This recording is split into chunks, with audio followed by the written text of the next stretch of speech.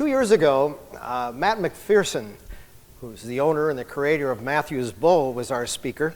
And of course, Matt's company is really the premier company in that field. And as I do with many times with our speakers when we're through, I'll say, well, who might you suggest we have as a speaker? And without hesitation, he said, David Twite. No question, David Twite. Well, I didn't know who David Twite was, but a few minutes on the internet didn't take long for me to realize this is exactly what we were looking for. And I might add, after having breakfast this morning, I know it was exactly what we were looking for. David is owner of a successful company, McDonald & Owen Lumber Company. You'll learn more about that in a minute. It's headquartered in Sparta, Wisconsin. He describes his leadership as faith-based, and he's been recognized in Decision Magazine for his faith-based leadership. His company's also been recognized by Inc. magazine in 2013, 14, 15, and we just learned 2016 as one of the 5,000 fastest growing private companies in America. I think probably the best way to introduce David this morning is to learn a little about his company and a little about him, and I'd like to do that through a video clip.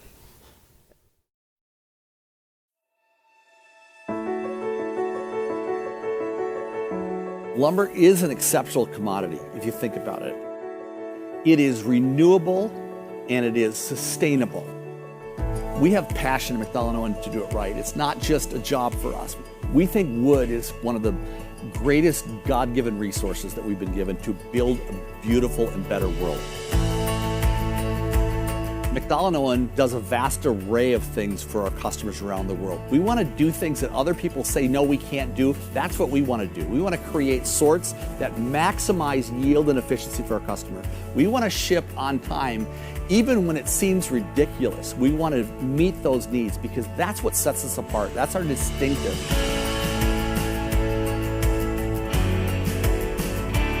McDonald & Owen now has operations in key parts of the United States in lumber producing areas. We kiln dry lumber to exact specifications, not only drying it to proper moisture, but also conditioning it.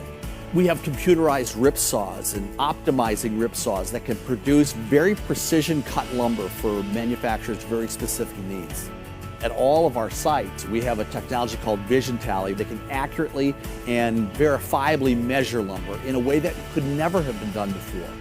We can do sorts to your specification. We can do mixed truckloads that will mix various species of lumber on a same truck exactly the way you want it, and we can repeat it over and over again. We obviously have great technology, but what I think is the magic formula that we have is we have people with passion that want to do it right. Great lumber cannot happen without great people. A machine can do lots of things for you, but it's that person that says, I'm the eyes that are going to decide if that's exceptional product going out in an exceptional way. Our customers, I think, are looking for a lumber advocate, somebody that works on their behalf to give them quality, consistency, clarity, and maybe comes alongside and gives great advice on a better way to do what they're doing to contribute a significant bottom line contribution to their company. We want to be a premier lumber company, not an average lumber company. We want to stand out and have people call us and say, I can't believe you guys did that. That is success in our minds. It will show up on time. We'll stand behind what we ship you. It will be a packaged lumber that you'll be delighted in, but the material inside will be exactly what you want, or we're not satisfied.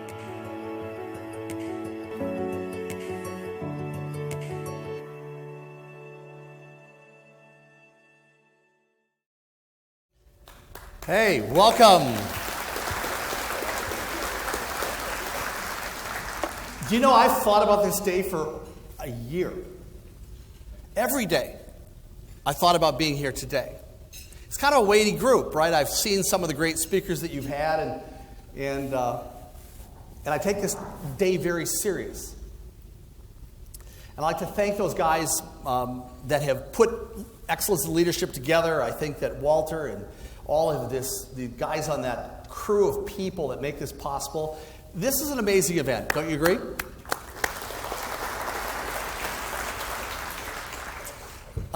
Somebody told me that a talk should be a little bit like a miniskirt. It should be long enough to cover what you need to cover, but short enough to be interesting.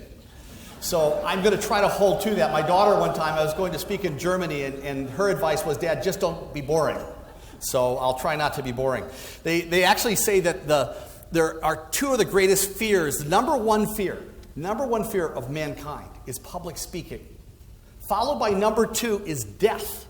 This means that if you went to a funeral, you'd be better off in the casket than doing the eulogy. So I'm going to take a shot at this. It's intimidating coming to these places. But I'm going to tell you something about me. I'm going to do a little bit of a disclaimer. Just so you know up front. I come to you as a businessman, but let me tell you more accurately. I'm a Jesus follower that happens to be a businessman. Now, when I say that, it brings up a lot of odd stories about the guy that drove you crazy, that's always jamming Christian tracts down your throat and has the WWJD wristband and poster. That's not me. I'm just a Jesus follower. This Judean carpenter 2,000 years ago transformed the globe, has created a bestseller, and has transformed lives, including my own.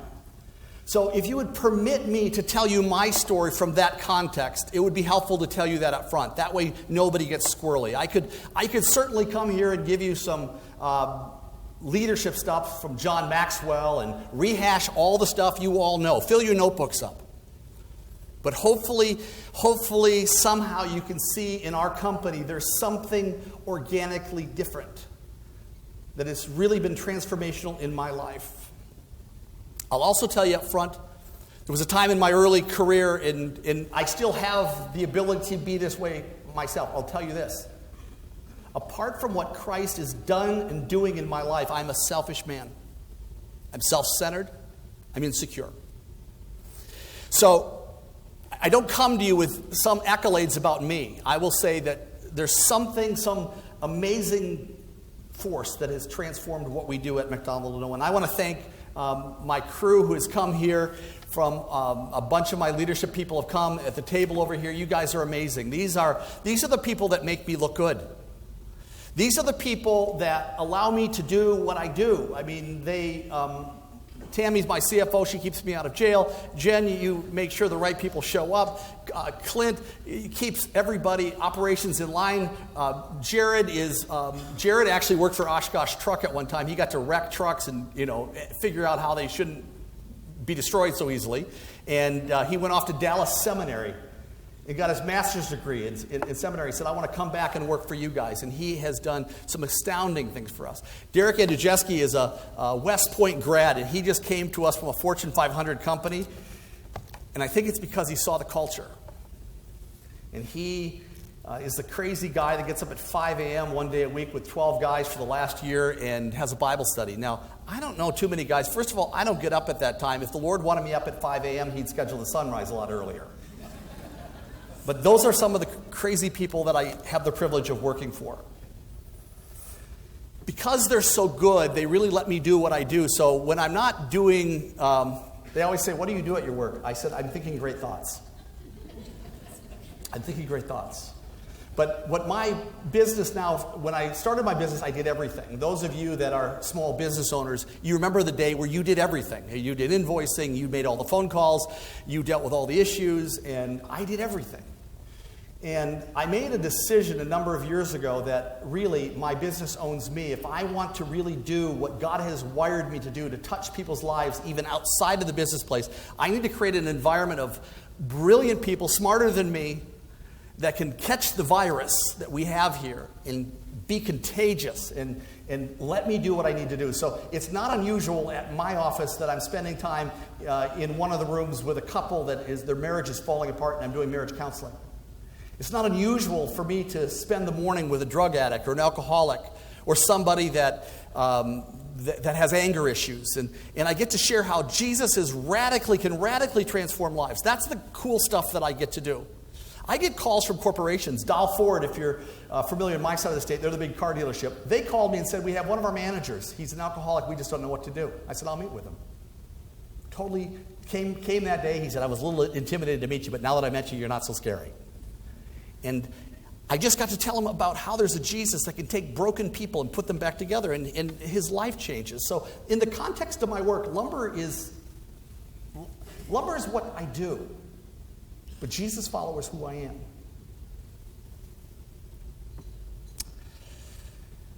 To create a good environment, I get great people. I'm going to tell you, if you want to be inspirational, it's easier if you hire great people. If you hire well, right?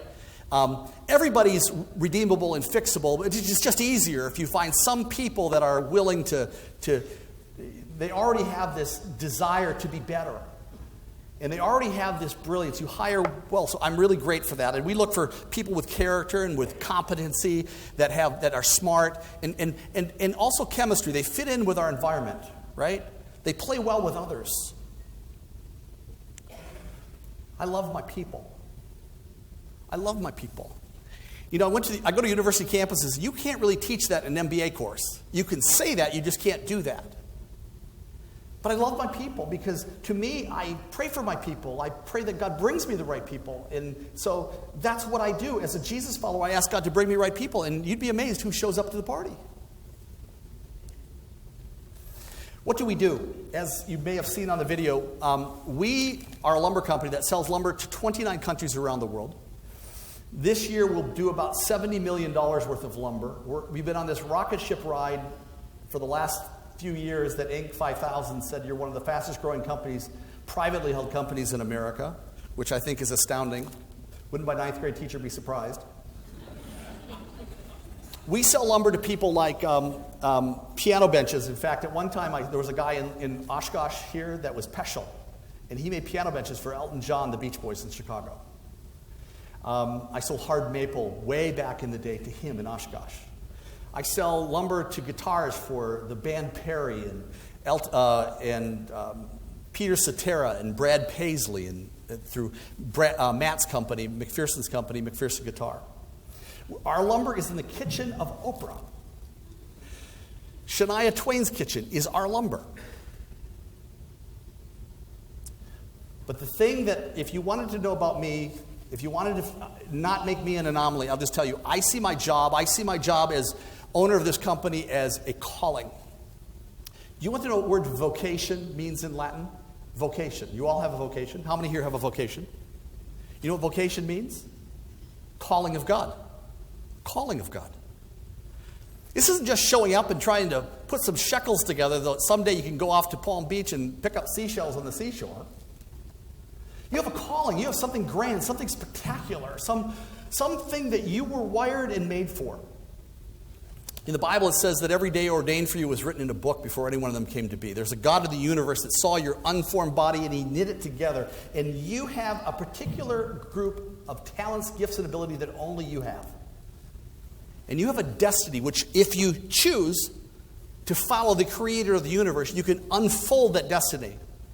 Unfold that destiny. I used to think that if I'm going to be a Jesus follower, if I'm now working in the business world, that I'm kind of like selling out. Do you ever feel that way? It's like, if you're not doing like full-time Christian service, going to Ecuador and helping people, if that doesn't become your full-time job, you're kind of a subpar Christian. Do you know historically, and Father Dave, you may well know this, in the early church, there was no difference between laity and clergy. It was in the 3rd century where that came about. The 3rd century. It was house churches. It was house churches. So I see my job, I'm a minister. And how I do. The Bible says, whatever you do, in word and deed, do everything to glorify God. Whatever you do. Lumber, I glorify God. That's what I do. I don't cheat people. I treat people right. I care about my people. That's a Christian principle. Again, we are not the company. You think, oh, okay, he's one of those guys. If you come to his company, they're going to totally jam it down your throat. You ask anyone on my crew. In fact, I purposely won't talk about Jesus because I think here's a great Bible verse for you. In 2 Corinthians 4, it says, your life should be an open demonstration of truth that commends yourself to every person's conscience. An open demonstration of truth. There's another verse that said, be prepared to give an answer to any person that asks. If you're living a compelling life, I believe people will ask, what makes you tick? What is it that drives you? How come you're the type of person you are? And you are prepared then to give an answer. If nobody's asking questions about your life, maybe there's an element that's missing, that's not compelling. You're like everybody else.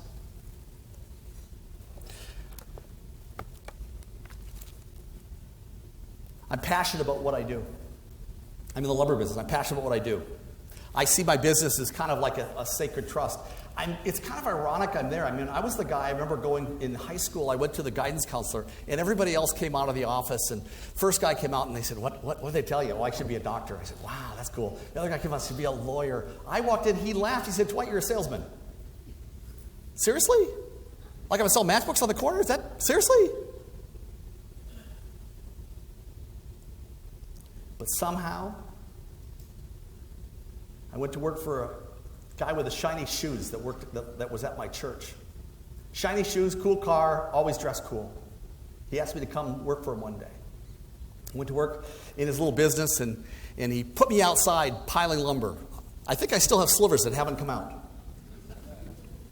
I bought some shiny shoes, some Bass Weegian loafers that were like his, because I thought I'm going to work with where he works because I'm going to dress like he dresses. So I wore these shiny black Bass Weegian shoes, Bass Weegian shoes, which I've totally wrecked because I'm outside in the snow, in the mud, piling lumber.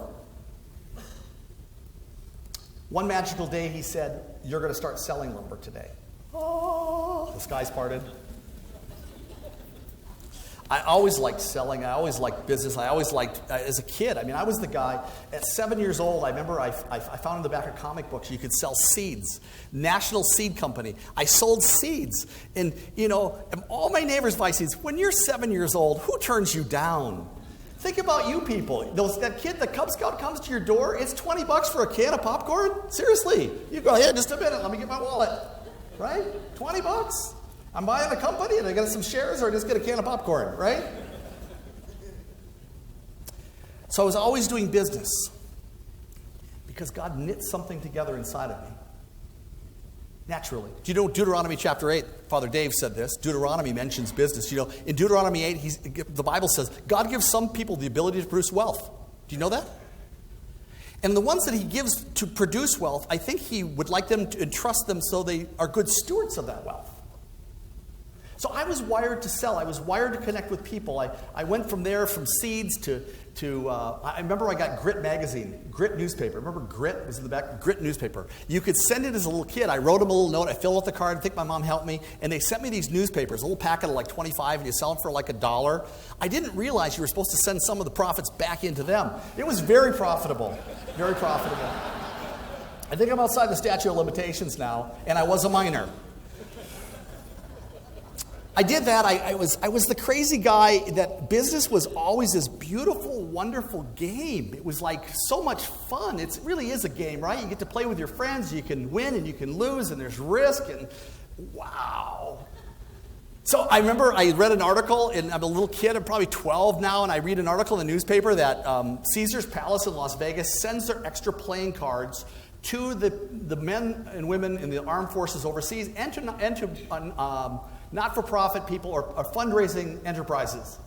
So the guy's name, I remember, was like Russ Sherrill. And I wrote him a note, and I said, I'd like to raise some money, so I'd like to see if I get some playing cards. They sent me a box full of playing cards, like 100 bucks. I sell them in school, all for $1. My cost was $0.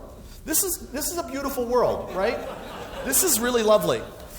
So I get on to high school and I joined the AV department, because in the AV department, that's kind of cool, right? Because you have access to all the audio video equipment. And I noticed in our school we used to have dances that were always conducted by the local radio station. They charged a lot of money, and I was on the student council, and I know we were always afraid, what if enough people don't show up, and we'd always lose money. So I came up with the idea that I'll get the AV department. I also became the station manager of our radio station. I had access to all the music, so I had both parts of the party. I put together a disco extravaganza. And the guy who's now the mayor of La Crescent, Minnesota, some young kid 2 years younger than me, said, "I'd like to do that, sit up and play the music." I said, "Go ahead, for free." So I'm doing this business that costs me nothing. They're playing music. And I said, "Here's what I'll do, senior class. I will split the profits with you, so you can't lose." Okay, I get all the dances. I don't do any work. Come in on a Friday after a football game. At the end of the night, I get $500. Welcome to America. Senior class also had they were the guys that popped the popcorn at all the games and stuff. So I remember I was a junior, and I remember saying, "Are you guys going to use, you got a 50-pound bag of popcorn, are you going to use that?" No, don't know what we're going to do with it. I said, could I use it? Could I have it? Yeah, I guess you could, because we're just going to leave. We're all graduated. We don't care. So I get that. I said, any way I can get a key to this room so I can use the poppers? Yeah, yep, work that out. Well, we have a thing called Apple Festival in La Crescent, Minnesota, the town that I grew up in. And I said, I'm going to hire some people and get these boxes, put ropes around them, and pop popcorn, which you did 2 days before. It's a little stale, but people don't know. And I sold popcorn cheaper than anybody else on the street, and it was a beautiful thing, right? Again, my cost was zero. I'm going to tell you today, it's not quite that good. But that's what I did, because God wired something within me that gave me the ability to produce jobs, income. I think that wood is a wonderful thing. It's one of the greatest things. It's renewable. It's sustainable. If you think about it, we have our dinners around it. We raise our homes around a table made of wood. The president signs on a desk called Resolute on a wooden desk. The laws of our land oftentimes are brought to us. It was on a ship called the Mayflower and the Nina, Pinta, and Santa Maria, all made of lumber. This is beautiful. It's the Final Four floor. A number of years back, our lumber, hard maple, was in the Final Four floor. We're part of our sports. Do you know that nothing resonates like wood? The most beautiful music that you hear is because of wood. So I love what God did with wood. I told somebody before I came up here, I said, I love our business because the Chinese can't come up with a better oak tree than we have, right? So it's kind of a barrier to entry. But I came here to talk to you about inspirational business. Let me talk about that word, inspiration. Inspiration. Webster defines inspiration as a positive influence or force that encourages desire. A positive influence or force that encourages desire. The Greeks would use this word in different ways. Literally, the word means God breathed. God breathed. In the book of Genesis, God breathed into this lifeless body of Adam, the first man, and he came to life. So you want to inspire people, you're breathing life into them. Are you doing that with your people? Are you breathing life into them? Inspirational people breathe enthusiasm into people. They breathe courage into people. They breathe strength into people. They breathe confidence into your people. Are you breathing that into your people? On how you live and what you say, in the example that you're setting and how you live your life, not only when you're at work, but when you're not at work. If someone loses their breath, by the way, we say they've expired. They're not inspired, they've expired. This is why companies die. No life being breathed, and then people expire. 70% of Americans feel unhappy or uninspired in their job. Do you know that? 70%. 70% feel. In fact, many people today, they're just looking for the next opportunity. If you're a company owner, if you're not inspiring your people are probably looking for another opportunity. And the performance, I'll tell you something interesting about performance. A recent study conducted by Gallup organization and the National Opinion Research Center revealed that 78% of Americans claim they want to experience some form of spiritual growth. 78%, okay? Of this group, half of them felt they were too busy with their careers to enjoy God or even give enough time to developing their own spiritual lives. When polled about their workplaces, it was found that when businesses provided spiritually minded programs, they felt not only more calm, more relaxed, but were in fact more productive. Additionally, it was discovered that those who worked for Christian business organizations where spiritual values were encouraged were less fearful, more committed to the workplace, as well as less likely to compromise their values. And another study said they're 2.5% more productive than even people that like their job. 2.5%. They're inspired. If you inspire your people, it's the smartest thing you can do. But you can't be inspired because only inspired people inspire people. You can't convey something that you do not personally possess, right? You can't. You could go out and buy placards on the wall till you're blue in the face. You could go get books and make everybody read them, and they're just going to go, oh yeah, I've seen this before. Beautiful sentiments is just not true here. In my office are pictures of sailboats. I had a guy come in the other day. He said, are you a sailor? I said, no. I said, these sailboats remind me of what it means to be an inspirational leader. Let me just tell you what I told him. Inspirational leaders are people that have ready sails. Ready sales. Now, a ready sale is that receptivity in your life. It is seeking inspiration. It's seeking to be better. It's looking for something to breeze upon your life, right? It's looking for some empowering, inspirational force beyond the tattered fabric of simply your own cloth of your own life. That's what a ready sale is. Are you a ready sale? Are you seeking something more? Are you just satisfied in where you're at? You say, this is as good as it gets. This is where I'm staying. I'm not going to improve my life, and I'm not going to improve the inspiration of my organization.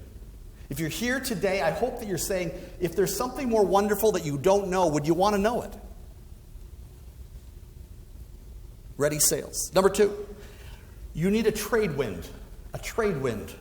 A trade wind is that something you can harness that will inspire you, empower you, and propel you. What's your trade wind? What drives you? What pushes you forward? What makes you excited about getting up on Monday? Do you have a trade wind that's reliable and steady and firm and powerful? Thirdly, I said you need a North Star. North Star is Polaris, and all stars revolve around Polaris. It allows you to chart your course. It doesn't move. It's something you look to and say, that's the direction that's right. That's the right direction. Do you have a North Star? And lastly, I think you need an anchor or a ballast in your life. Because if you're a business owner, I guarantee you, every one of you business owners have had those times. I had 2008. I had the housing crisis. Housing crisis comes and our industry shuts down. What are you going to do? Ballast. Ballast is this confidence that I'm going to stay buoyant. Confidence that somehow I'm going to get through this. Confidence I'm going to do the right thing. In spite of my selfishness, I'm going to do the right thing. I remember coming to my company and said, here's what we're going to do. I'm going to spend $500,000 of my own money before I touch any of you. I'm going to drop my wage down in half, and I'm going to take all of my rents and drop them down to cost before I touch you. That's against everything in my selfish self. But you know what? They believe you. They now trust you.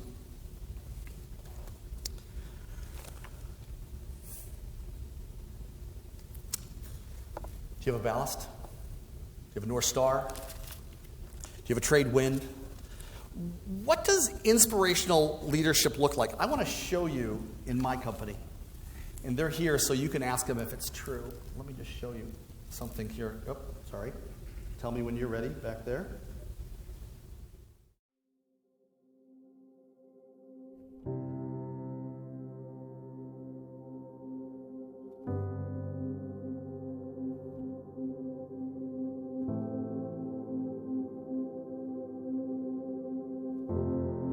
Way too many companies are really good at having the right words on the wall and in the handbook. But if it's written on your heart, it's organic. And I think that people can't fully be inspired unless what you're trying to inspire them with is something that you really believe, that you have a core conviction. I think that the greatest enemy to inspirational leadership is pride and selfish people that really are, you're here to serve me. The hardest thing, I think, for people that have had some level of success is to get over yourself and to humble yourself. I think that's where things really began to take off when I realized that there's something bigger that brought me to this party, and I have a purpose that's bigger than getting dollars. It's touching lives. It's about building a community, right? Not just a community. It's building a healthy community of people who really like one another. When you come here, you really don't understand what type of culture you're really getting into.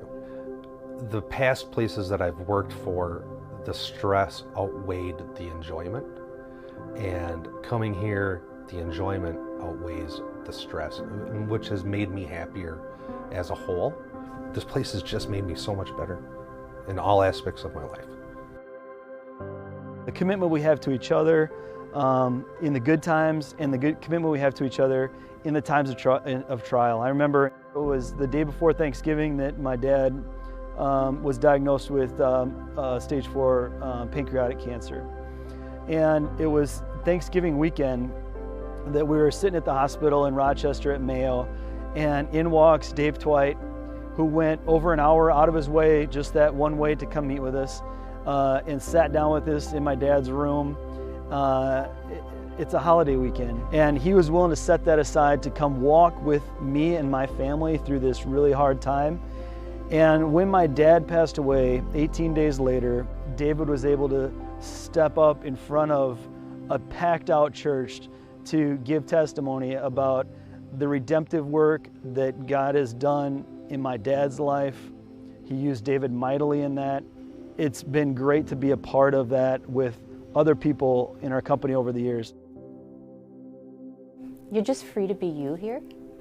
Every day, I take for granted what we do around here because it's normal to me. I spend time with each of my employees on a regular basis, on a weekly basis, and just those conversations about how the kids are doing in school and what you're doing on the weekend, that there's time taken out of your day.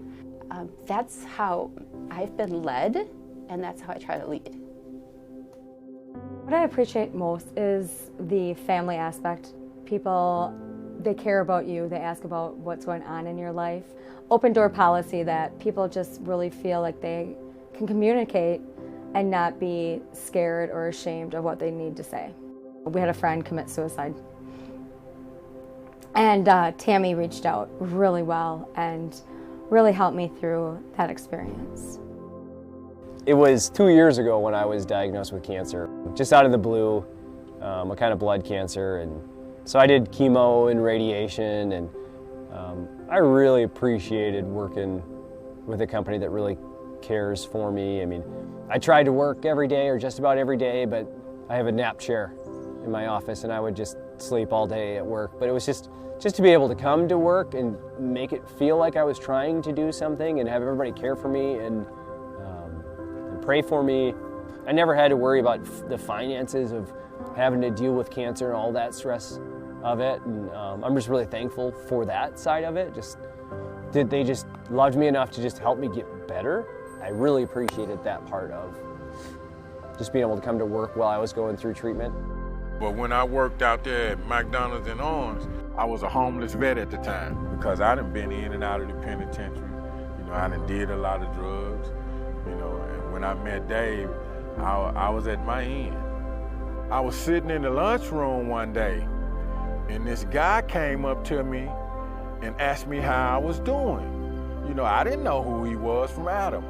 And then he introduced himself, said his name was Dave Twite, and this is his company, blah, blah, blah, blah, blah. Started talking to me about Jesus, and one thing led to another. So I started going to church with Dave, Just met this man, don't know him from Adam. My life started to change, just by him being inspirational to me. My life started changing. And I don't know what it is that Dave Twite seen in me, but he seen something in me, and the things that he said to me, it brought me out of all of that. I'd got a ticket prior to starting there, and I was going to do some jail time, and he says, I'm going to tell you what, he goes, I think I find you a valuable worker, and he goes, I'd like to work with you while being in jail. So he kept me on the whole time in jail. But he says, the first thing is, he says, I want you to do a little something for me. And I said, what's that? And he goes, I'd like to have you do a Bible study if you don't mind while being in there. And I thought, well, that was neat. David Twite was always a big inspiration to me, always cared about me, looked after me, and always asked about my family. McDonald and Owens is more than just a lumber company. It's a place of happiness and love. And they reach out and touch you, everybody there. They check up on me, and I appreciate that. And it makes, I matter. That's the biggest thing that I get out of this here is I matter. I haven't mattered up until, in my eyes, I haven't mattered up until I started here. It's just, I needed this place so bad. If you bring just people in and they become employees, they're here until the better job comes along. If you create a community, a culture, a family of people that feel loved, respected, and inspired, they're chasing the same goals, and the business seems to go on this trajectory.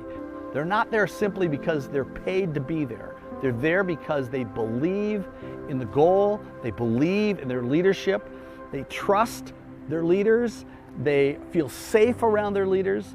That to me is financially, that will add more to a company's net worth is if you get inspired people, but I don't think you can inspire them if you don't have something inspirational inside of you.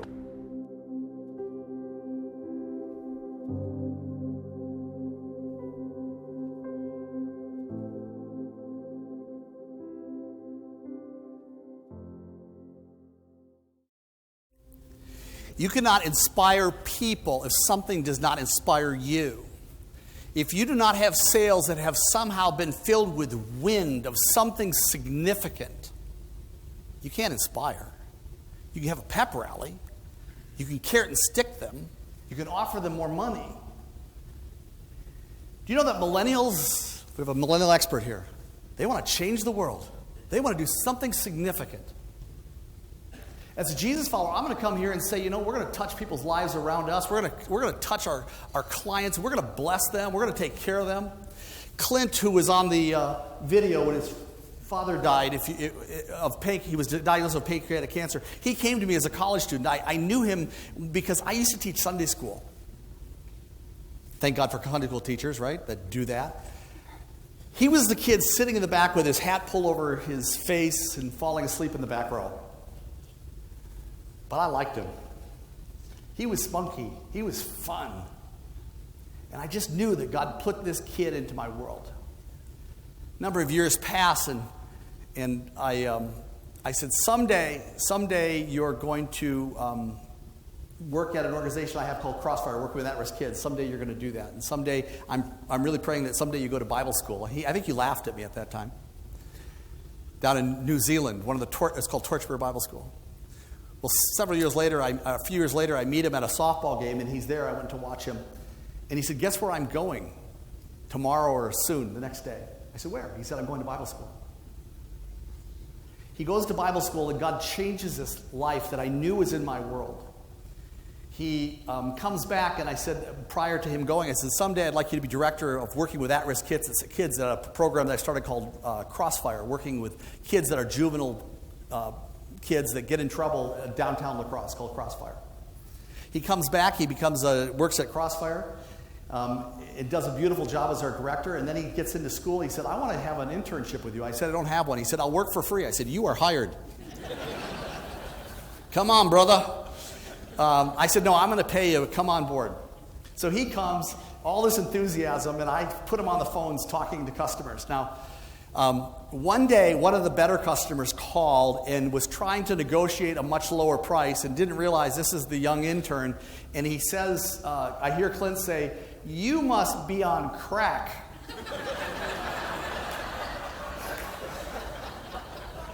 My guy that was in charge at that time runs in my office. He said, can him. I said, nah, I think he'll be okay. He's young, right? He's young. We'll recover. But he did really say that. I did tell him not to say that again. Well, he goes off and says, well, how will I know if I make it in this business? I said, well, he was going to school, and we had him on some amount of money because he was an intern. I said, if you starve to death, you didn't make it. And I said, no, we'll pay you more. He came. He was working another job at a restaurant. And one day, all of a sudden, this kid that I knew had it in him slays the dragon. The big customer. Some guy calls and says, if you can't sell me 15 loads, I'm not interested. Really? Gets him. I said, Clint, don't go home tonight. Keep calling. He now is one of the leaders in my company that I just totally trust. I end up, I get to leave. I get to do all these things. I get to travel around the world, and I don't even think about it. These guys, people come to our company. They said, they all talk like you. I said, yeah, because you love them enough. They take on, characteristics. But he had a father when he came to work for my organization. Bill, you saw the picture of him, Cowboy Bill. Let me see the picture. Can you go to that? Can we go to the slide here? Maybe? Can we go to the slide? We had a father. There he is, Cowboy Bill. He said, Dave, I really hate my dad. I hate what he's about. I mean, as far as every birthday I've had, he was supposed to show up, and if he did show up, he'd be drunk, but usually didn't show up. Mom raised these 3 little boys all alone, and he had this dad that just was out there. Well, I had the chance to meet Bill, and I remember I met him at the mall. It was before, holiday time, before holidays, and he looked kind of depressed. I said, Bill, what's wrong? He said, well, my family, his parents, they're not going to give gifts out this year. And he said, I've kind of wrecked it with my family. I said, Bill, have you ever told your son that you love him? He goes, I buy him stuff. I said, whoa, Bill, I didn't say that. I said, Bill, have you ever told your sons that you love them? He said, I write country western songs and put their names in it. They should know that I love them. I said, Bill, they don't speak that lingo, right? Have you ever told them that you love them? I said, Bill, let me ask you this question. If you had 5 days to live, what would be important to you? Let me ask you that question. 5 days to live, what would be important to you? How much money you made? What kind of car you drive? How big your house is? You see, we buy into the lie that we're all about success, right? Success is money and materialism and cars and status and power. It's not success you want. If you answer that question, what's important to you if you have 5 days to live, you will crystallize your North Star, your focal point. Because none of the stuff that you're killing yourself for will be on there. It won't be about more money. It'll be relationships. So I said, Bill, if you had 5 days to live, what would be important to you? He said, my family. I said, right. And if you're going to die, if there's something beyond death, it's probably my relationship with God. Those are the 2 things. There's nothing else on your list. He said, come out to my car. I want to show you some of my country western songs I'm doing. I did that, and we became friends. He came to my office, and I would share what it meant for me to be a Christian, what it really meant. Not a religious person, not a churchgoer, a Christian, a Jesus follower, someone that Jesus is central in their life. And Bill got it. I ended up meeting Bill at Clint's graduation for college, and I said, he hated his job trucking. I said, you come truck for us, and he came and trucked for us. It was a few months later, he was so good. He would go, I'm sure he broke a lot of laws, because he'd get to places before it was unbelievable. He was a workhorse. Don't ask, don't tell. After a few months of Bill having this new connection with Christ, he began to reconnect with his family. And one of those days I remember, because every Friday Clint and I would go to Famous Dave's, and we'd have lunch with a couple of guys. And here comes this big giant truck as big as Texas, and it was Cowboy Bill came in, calls him out to his truck. 20 minutes later, here Clint comes back from the truck. He's been crying. I said, what happened? He said, my dad told me he loved me for the first time. I told Bill there's a special magic that dads have. Magic. And because some of them have never seen it from their own dads, they don't know how to unleash it. But this is how you are significant. This is where he breathed life into a kid. It was a couple months later, he came to my office, he said, not only have I learned to love my dad, man, he works hard. I respect him. And one day, Bill didn't show up for work, and he came in late, and all of a sudden we find out that he went in for a diagnosis, and they told him, we think you have 5 days to live. That's when I rushed to Rochester, Minnesota, and that right before the holidays. And I got the privilege. I said, can I come in your room? Can I come in? And I got to hold hands with a dad that it's in the 9th inning. There's only a few minutes left in the game. There's 2 outs. Couple people on, 3 people on base. I hold hands around with Bill. I said, Bill, you want to talk to your boys? And he went around the room just blessing his kids. Tell him he loved them. Tell him he's proud of them. Little Joshy, Joshy, you're better than this. Joshy, you're chasing some drugs. You're better than this, and I love you, and I see the potential in you. And he just breathed life on little Joshy. And he walked around the room, and I shared this magical moment. It was 12 days later that Bill dies. And he connected the dots, and he knocked it out of the park that day. And he, even with his wife, those times since he came to Christ, he was going off doing antique shopping and stuff with her, stuff that they never did. He dies. This guy that was a little bit angry at what life had, the cards that they had dealt him. He sings Amazing Grace as he dies. This is the kind of group I get to show up to see. I called today. We had a routine bank audit, and every year you got to do a bank audit, and we have this woman that came in, Barb Chuck, and she was really serious, and we weren't really ready, and you don't really joke around with them, right? And we said, oh, we don't have that fight ready yet. And I thought, oh boy, we're in trouble. And I remember praying for Barb, because she was really serious, militantly serious. And she went upstairs, and in the process of a couple of days, we got to know Barb, and we knew that she had gone through some hard things. Is it okay that I tell this, Barb? And we got to pray around Barb because of a relationship, a husband that had gone south. In tears, Barb says, I want this Jesus in my life. Something happened. I called down to, you were in Green Bay or somewhere wherever you lived, Appleton. I called down there. I'm looking for churches. I remember the first church I called. I said, I'm looking for a church. I got a woman that just made a connection with Christ for the first time. I need somebody that's like outgoing that can kind of connect with her. The first church I called, they said, we don't have anyone like that. True. Now, get this one. I called the second church. It was a pastor answered, and she goes, let me put you through the pastor. I put it through the pastor, and he said, oh, you caught me at a bad time. The chairman of the church board ran off with the organist. So I didn't really have to get to my question. I found my third person. I said, Barb, there's a church. And she said, that's right down the road, and Barb went there. Now, I haven't talked to Barb in probably a year, but I called her this morning, and Barb said, I'll be there. And she's sitting right down here. And she will tell you on a routine audit at a crazy company that has to be Jesus-centered that life changes. Life changes. So let me summarize. Let me land the plane. If you're here and you say, Dave, what is it that you really have? You're talking about this Jesus following. What do you mean? I'm not saying simply believing in Jesus. I bet in a North American audience, most of you would raise your hand. Guess what? The devil believes in Jesus, and he's more orthodox than you are. He knows him. Got it? Becoming a Christian is not attending a building. If I go to McDonald's, I don't become a Happy Meal. Christianity, biblically, is recognizing that 2,000 years ago, mankind who has went rogue on God and said, God, I don't need you. I can be independent from you. I don't need you. I can be my own God, was under the wrath of God. But God didn't want to leave it that way.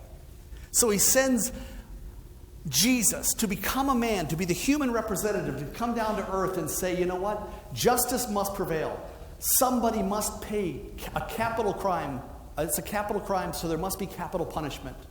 And God himself takes flesh and blood and says, I will do that. I will come and live a perfect life. And at the end of his life, this Jesus, this Judean carpenter, who was God, totally God, but came and for 33 years, came and emptied himself and limited himself to the human limitation for 33 years, hung himself on a cross. For this purpose, you and I were guilty before the court of heaven because of the high treason of living independent from God. And God didn't want to leave it that way. The bad news is God's judgment was on us. He came to be the gospel, the good news, that Jesus came to die. When he died on the cross, his last words, tetelestai. Tetelestai. You see it sometimes, it is finished. Here's what it means, tetelestai. Go to Israel, look on the bottom of a receipt. You know what it says? Paid in full. The debt's paid in full. Jesus said, put your wrath, pour it out on me. The Bible says the one who knew no sin became sin for us. He poured the sin on himself. And he has taken the payment of your and my sin. Because the wages of sin is death. What you earn for sin and my sin of independence, even if I'm a good person, sin is missing the mark. The mark is perfection. If you think I'm good enough to go to heaven, God says this, be holy, even as I am holy. Are you as holy as God? He said, be perfect, even as I am perfect. You can't. We're all out. All have sinned and fall short of that standard. Sin was an archery term. If you missed the bullseye, it was called a sin. You all have sinned. I've sinned. Jesus said, take it out on me. And he said, tetelestai, paid in full. Take it out on me. The wages of sin is death, but the gift of God is eternal life. Gift. Jesus offers all of us a gift. The gift is, if you believe that he's the one he said he is, That's life. If you don't believe that he's the one, you're certainly entitled to that. You will surely face judgment. You will stand before the God whose eyes are like fire someday, and you will choose. But today I'm telling you, there's an absolute free gift, and it's undeserved. The word grace means undeserved, unmerited. He dies on a cross, and he said, I offer this to you as a gift. What is your requirement in getting a gift? Receive it. John 1:12, I'll leave you with this.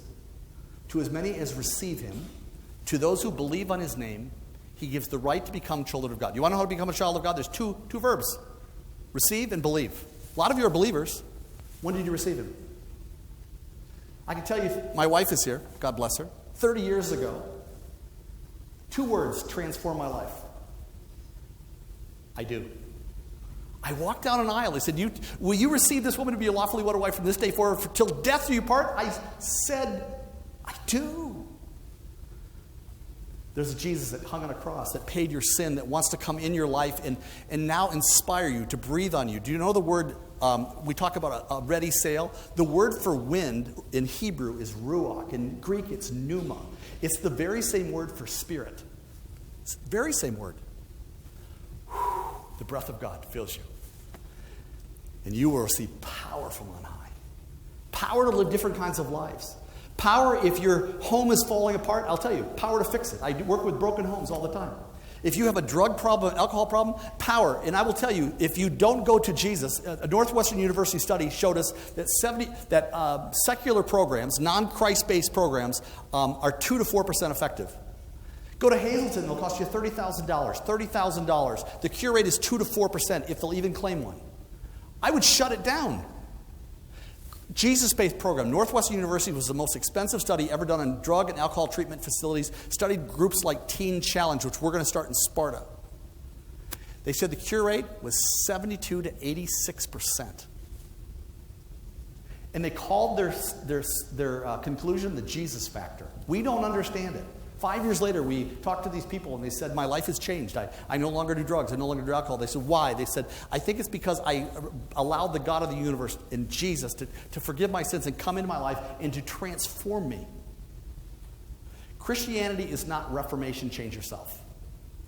Jesus, when he came to this earth, he said, I'm the vine, you are the branches. Apart from me, you can do nothing. The only thing God expects from you in your human strength is failure. But in Philippians, it says, you can do all things when God becomes your strength. He blows the wind inside of you and powers you and propels you and transforms you. So today, you want to inspire a world? I'm going to suggest that, to me, Jesus was my inspiration. He is daily my inspiration. I get on my knees every day because I'm going to wreck it if I don't let him do it. I'm still weak, but when he lives in me, that wind doesn't show the weakness of my own tattered sails. And it takes me to some beautiful, exotic destinations. What inspires you? Do you have a North Star? Do you have an anchor? Do you need to trade wind? Jesus is my trade wind. Thank you.